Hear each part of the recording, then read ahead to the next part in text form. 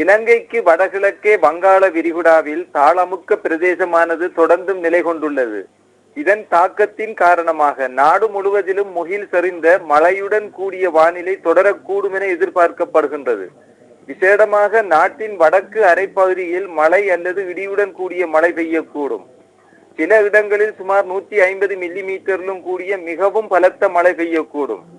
இடியுடன் கூடிய மழை பெய்கின்ற வேளைகளில் தற்காலிகமாக பலத்த காற்றும் மின்னல் தாக்கங்களும் ஏற்படக்கூடும். இவ்வாறான சந்தர்ப்பங்களில் பொதுமக்கள் அவதானத்துடன் செயற்படுமாறு கேட்டுக் கொள்ளப்படுகின்றனர். கடற்பிராந்தியங்களை பொறுத்தவரையில் மன்னார் தொடக்கம் காங்கேசன்துறை திருகோணமலை ஊடாக மட்டக்களப்பு வரையான கரையோரத்துக்கு அப்பாலுள்ள ஆழமான ஆழமற்ற கடல் பிரதேசங்களில் அடிக்கடி மழை அல்லது இடியுடன் கூடிய மழை பெய்யக்கூடும்.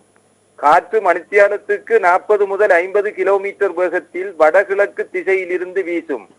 காற்றின் வேகமானது சில சமயங்களில் மணித்தியாலத்துக்கு 70 முதல் 80 கிலோமீட்டர் வரையில் அதிகரித்து வீசும் சந்தர்ப்பங்களில் கடல் பிரதேசங்கள் குறிப்பாக மன்னார் தொடக்கம் காங்கேசன்துறை திருகோணமலை மட்டக்களப்பு பொத்துவில் ஊடாக காலி வரையான கடற்பிராந்தியங்கள் மிகவும் கொந்தளிப்பாக காணப்படும். ஆகையினால் கடலுக்கு செல்லும் மீனவர்களும் கடல்சார் ஊழியர்களும் மிகவும் அவதானத்துடன் செயற்படுமாறு கேட்டுக் கொள்ளப்படுகின்றனர்.